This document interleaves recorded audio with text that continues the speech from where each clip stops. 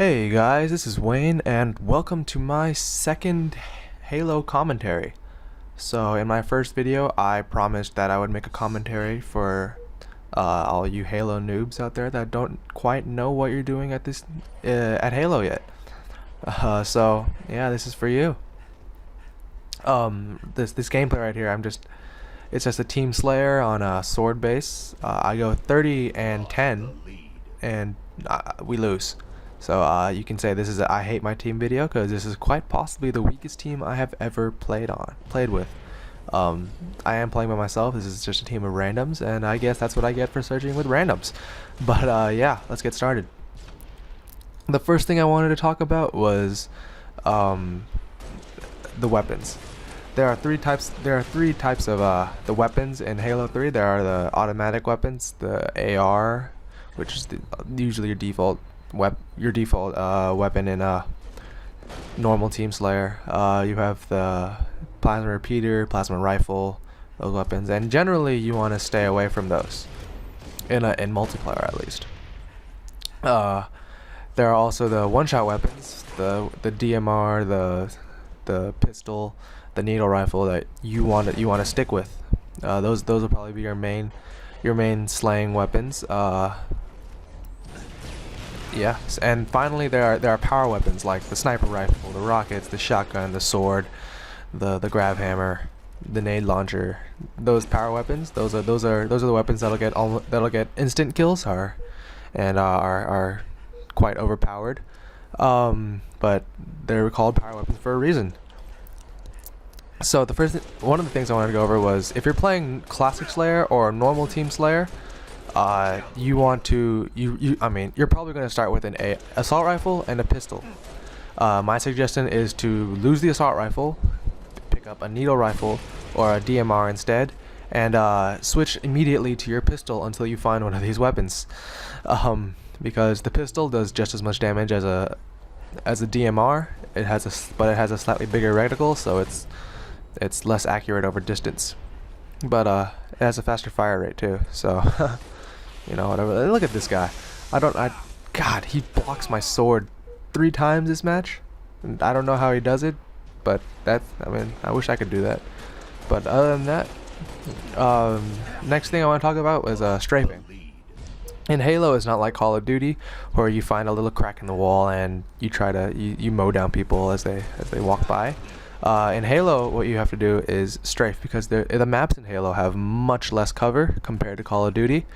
So you have to learn how to strafe and throw off your opponent's shots. Strafing is basically moving left and right in a non-rhythmical fashion over varying distances. Basically, what it's supposed to do is it'll throw off your opponent's shot because it's much harder to hit a moving target than it is to hit a stationary one. So you want to strafe in Halo, and you want to have an unpredictable strafe, as Woody puts it.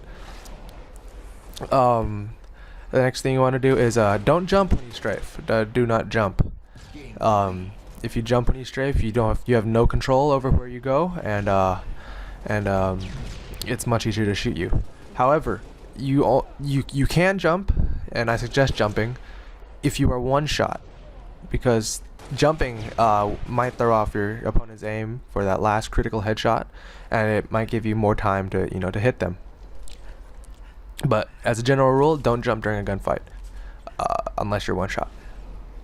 The next thing you have to learn is, unlike Call of Duty, you can't triple spray someone as they walk into a room. In Halo, if 3 people walk into a room and you're all alone, your best chance is to run away, because 9 times out of 10 you won't kill all 3, no matter what kind of nade placement you have. So to run away, a nice way to do this is the sprint armor ability, and coupled with the strong side. If you guys don't know what strong side is a MLG Pro that popularized this move. Quick tip: strong side is actually from Remember the Titans. That's where you got it. Look at that noob. Oh my god, I hate my team. Anyway,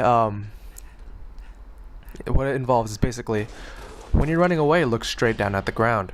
What this will do is it'll fold your character's upper body over behind his back and legs, which makes a headshot from behind impossible, almost.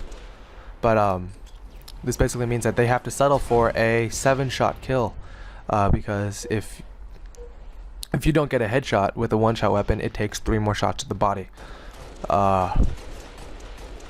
And this gives you, obviously, logically, it gives you more time to run away.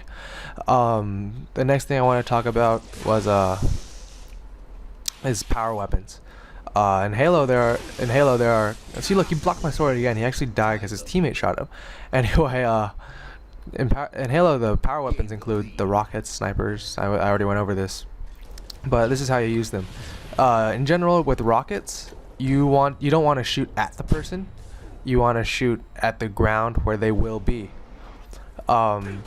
because the rockets have splash damage, and if you shoot basically anywhere near them, they blow up. So you want to make it explode near them. You don't want a direct impact, because that's actually really hard. The next power weapon is the sniper. If you're just starting with the sniper, I really don't suggest using it. I suggest going to a custom game with a friend and trying to improve your sniper, because it's easily the hardest power weapon to get good at. Generally, with a sniper, one tip: if you're not that good, don't go for the headshot. To conserve ammo, and it's slightly easier, I suggest shooting them once in the body with a sniper rifle, and then cleaning up with the DMR. Because once you shoot them body, their shields are down, their health's pretty much gone. Just clean them up with a headshot. Next thing, no scopes. I do not suggest no scoping unless you're going for a montage moment or something like that. But if you're playing in a game, I only recommend no scoping if you're guaranteed to lose the gunfight. Otherwise, say you're one shot and they're starting to shoot at you, you can no scope, because if you pull out your DMR, you're still gonna be screwed. So I mean, no scope. Whatever gives you the best chance of surviving that gunfight. If it's the DMR battle, I suggest you switch to your DMR and try to out DMR them. If you're losing by a horrendous amount, then you can go for the Hail Mary of a Halo and try to hit the no scope. But yeah, the last power weapon I want to talk about is the shotgun and the sword and grab hammer, all those close range power weapons. In Halo 3, I'm sorry, not Halo 3. In Call of Duty, the range on the shotguns is tremendous. With the SPAS, you can pretty much snipe them with a shotgun. But in Halo, the ranges are really quite small. This is another reason. I also recommend, if you have this power weapon, to have the sprint ability, because you can close the distance between you and your opponent. With the sword, you want to keep it hidden. You don't want to walk around with the sword, because they see you sword and they start running away. What you want to do is like have a DMR shot, get into a DMR battle, and if you're losing, fade around the corner and pull out your sword. And if they chase, well, then they're in for a nice surprise. Same thing with the shotgun. You generally don't want to be running around with the shotgun, because it leaves you at a disadvantage. And the grab hammer is kind of noticeable, but it's still the same principle. You want to limit your engagement. You want to, as Woody says, control the engagement to where you can get those instant kills with those power weapons. Look at that guy. He blocked my way, and I almost got a running riot. God damn it. And anyway, the next thing I want to talk about is the grenades. In Halo 3, the grenades were slightly less powerful than they are in Halo Reach. In Halo Reach, they're basically mini nukes. So yeah, use them. But don't use them wisely. What you want to do with nades is you want to use nades to either pre-nade, so you can drop shields down and finish them up easier. Nade after a gunfight, so if you have a gunfight, you're clearly winning and they run away, you can nade to try and pick up the kill, or use nades to cover your own retreat. So if you're losing a gunfight and you want to get the hell out of there, throw a nade on the ground behind you as you run away, so that they can't chase. And if they do chase, it drops their shields. Finally, you definitely do not want to throw nades in the middle of a gunfight. don't do it. You're almost guaranteed to lose the gunfight unless, I don't know, you stick them, and it's just don't do it. It's a bad idea. You'll lose many more gunfights than you'll win throwing nades. Like that guy right there. If he kept shooting, he might have actually beaten me, but no, he tossed his nade. So yeah, don't throw it during a gunfight. Throw it to drop down shields. That's nades make multi kills possible. Throw it to try and clean people up, and throw it to cover your own ass. But don't throw it in the middle of a gunfight. The next thing I wanted to cover are armor abilities. I haven't really tested much with the armor abilities, but I'm sure they all have their place. But I suggest that you stick with sprint. It is easily the most versatile and useful armor ability out of all of them. You can run faster, you can cover your teammates' flank, you can flank faster, you can get away faster, you can stay alive, you can get to the power weapons faster, you can get map control. It's the benefits of sprint are tremendous compared to the other power weapons like the jetpack. You can I don't know, fly. But the other power ups have their place. The armor lock is somewhat useful if you're getting completely outnumbered, and you can use it to try and hold them off while your teammates get there. But I still say stick with sprint. It is the most useful out of all the armor abilities, and I can say for a fact that the vast majority of good players stick with sprint. Well, I wanted to oh, look at that little teabag. I went 30 and 10. Anyway, I wanted to cover respawn timers before this game ends, so I'll throw up more another clip. I don't have another clip of me owning Bash, but I'll think of something.